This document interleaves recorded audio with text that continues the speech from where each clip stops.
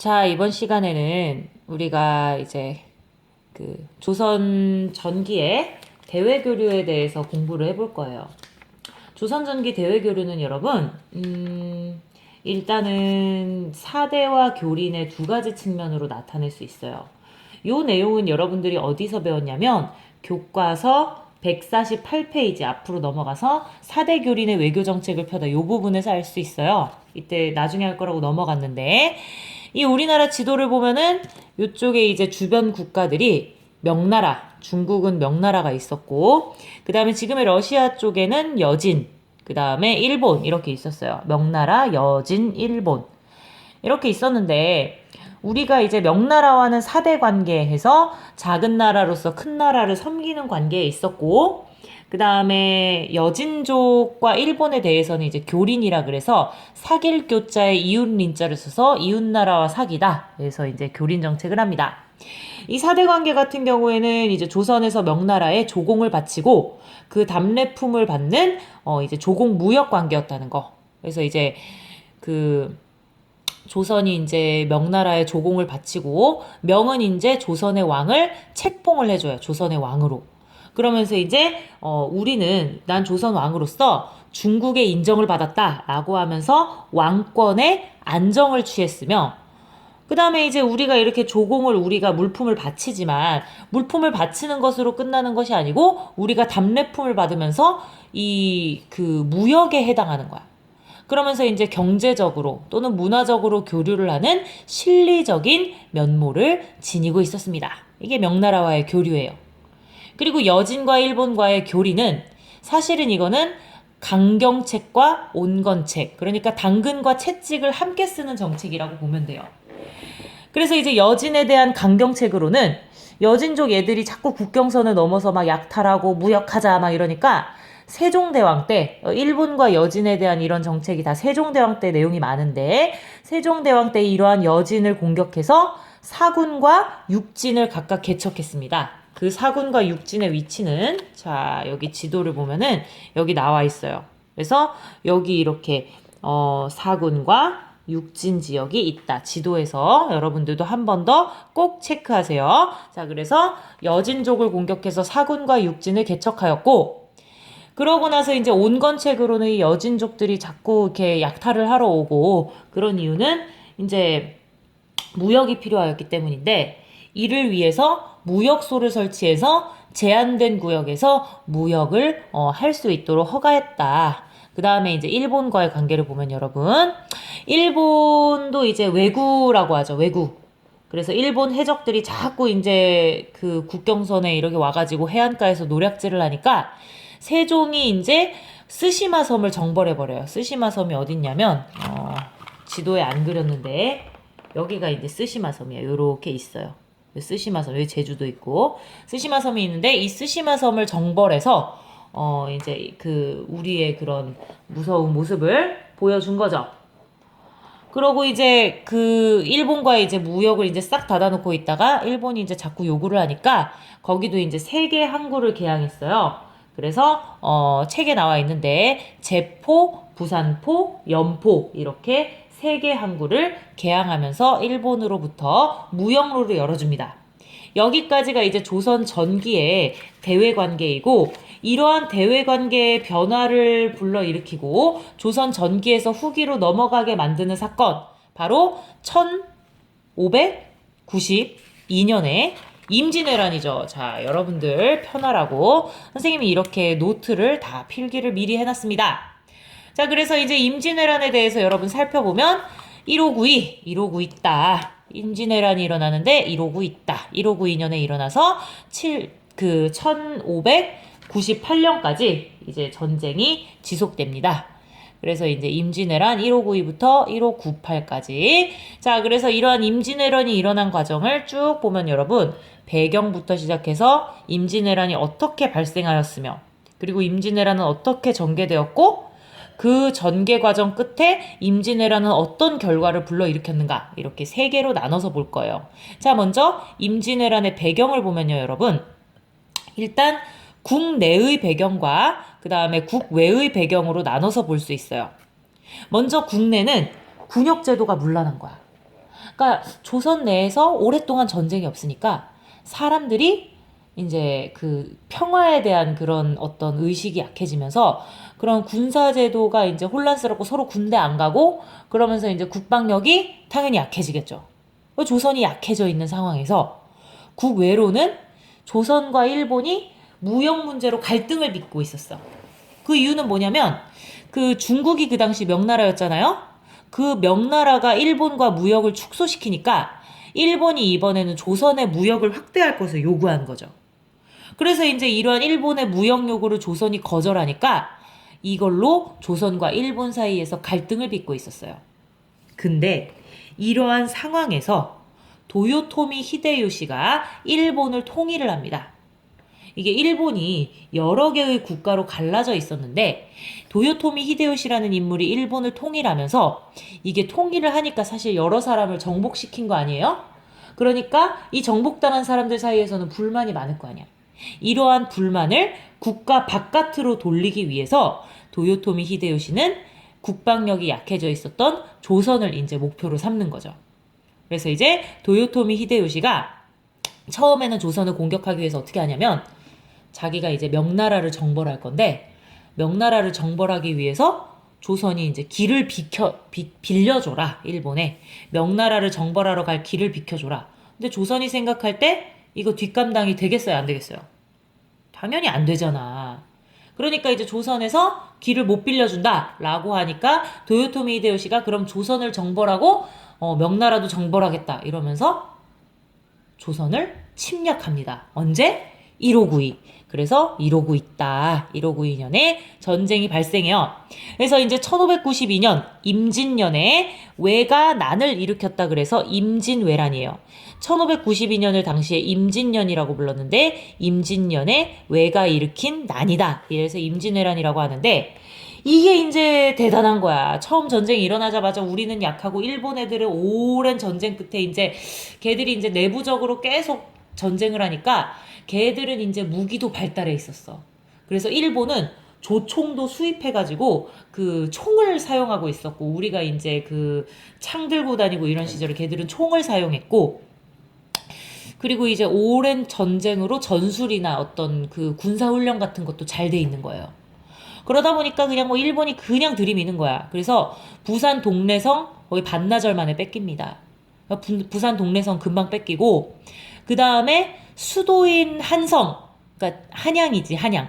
수도인 한성을 20일 만에 빼앗겼는데 여러분 그 당시에 한번 생각해 보세요. 그 당시에 무슨 차가 있는 것도 아니고 그 부산에 상륙해서 서울까지 20일 만에 점령당했다는 것은 그냥 들어오는 대로 그냥 다 뚫렸다는 얘기예요, 거의. 그러니까 수도인 한성을 빼앗기는데 이게 오죽하면은 명나라에서도 이걸 알고 있었는데 조선을 도와줄까 말까 고민하고 있었던 그때 왜 고민을 했냐면 이게 조선이 아무리 약해도 그렇지 20일 만에 부산에서 한양까지 뚫릴 리가 없다. 혹시 짠 거 아니야? 이러면서 그런 의심을 했다는 말도 있어요. 그러니까 그 정도로 빠르게 뚫린 거지. 그래 이제 수도를 빼앗길 지경에 이르니까 당시 왕이었던 선조는 그 국경선에 있는 의주까지 피난을 갑니다. 그래서 일본이 이렇게 들어오니까 왕이 수도를 버리고 도망쳐서 요렇게 해서 의주까지 가 있는 거야. 국경을 넘는 그 지역까지 가서 의주까지 피난을 가서 명나라에 도와달라고 원군을 요청해요. 그래서 이제 명나라에 도와달라고 원군을 요청하니까 그 당시에 이제 그 명나라에서 지원군을 파견할까 말까 막 이러고 있는 상황이에요. 그리고 이제 그러면서 이제 중간에 이제 어떤 일들이 있었냐면 우리나라 안에서도 내부적으로 나름 노력했다. 그래서 바다에서는 우리가 잘 알고 있는 이순신 장군의 활약이 있었죠. 그래서 이제 이순신 장군의 활약으로 서남해의 제해권을 장악했다 이런 말이 있는데 여러분 교과서에 서남해가 어디냐면 요쪽 지역이야. 우리나라 기준으로 동해, 서해, 남해잖아. 서남해의 바다를 이순신이 지켜냈다는 거야. 이게 어떤 의미가 있냐면 여러분 이 서남해 지역은 여기 내륙 지방이 전라도예요. 전라도. 이 전라도 지역이 우리나라의 곡창지대로서 요런 데는 다 산이고 농사가 잘 되는 곡식 창고 같은 지역이야. 이 곡창지대인 전라도를 지켜냈고, 두 번째로는 여러분, 일본의 그 당시의 전술이 뭐냐면, 일본은 여기 이제 육군이 이렇게 치고 올라가면서 이 육군을 누가 도와주냐면 바다를 통해서 이 육군들에게 무기와 어떤 그 음식 같은 전쟁 물자를 보급하려고 한 거야.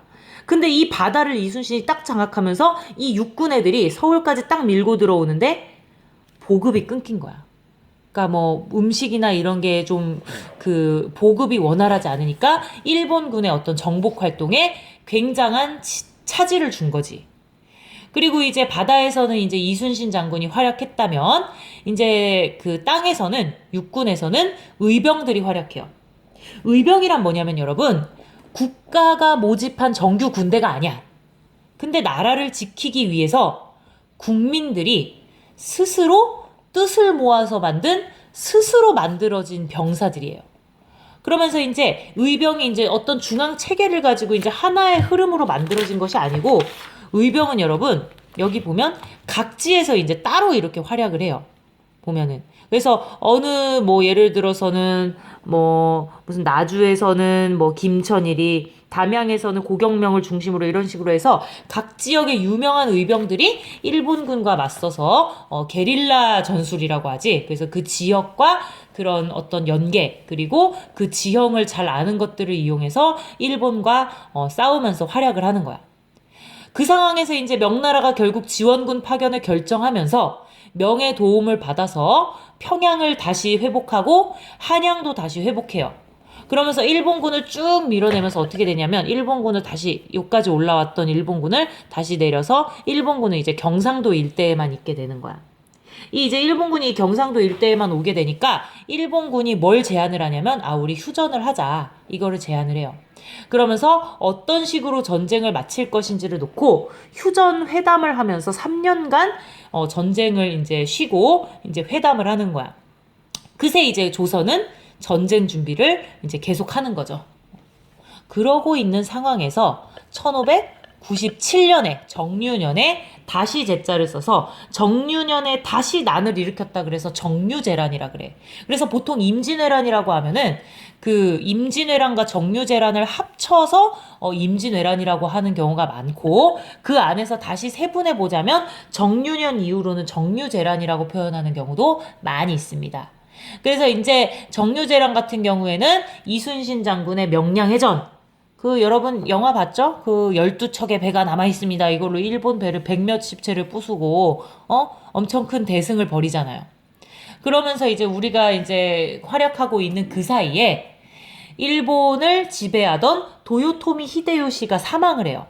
이 도요토미 히데요시가 사실은 우리나라를 이제 공격하는 그 결정을 내린 핵심 인물이잖아. 근데 이제 전쟁이 막 지지부진돼 있고 사람들이 전쟁 와서 지치니까 이후 이제 도요토미 히데요시가 죽고 도요토미 가문이 이제 또 좀 이렇게 망해. 그러면서 이제 군대를 철수할 것을 결정하게 되는 거예요. 그래서 이제 철수하는 일본 군대를 뒤쫓다가 이순신 장군이 노량해전에서 크게 이기면서 본인도 이제 사망하시게 되죠. 이제 돌아가시게 되죠. 그러면서 이제 전쟁을 마쳤는데, 이러한 전쟁의 결과 조선을 살펴봅시다.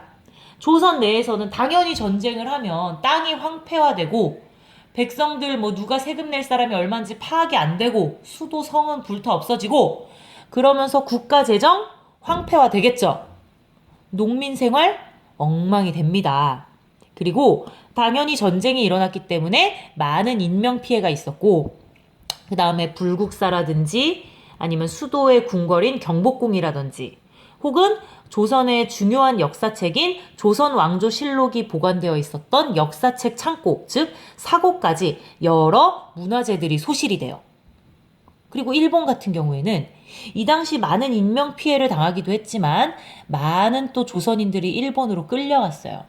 그 중에 어떤 사람들이 끌려갔냐면 도자기를 만드는 도자기 장인들이 일본으로 많이 끌려갔어요.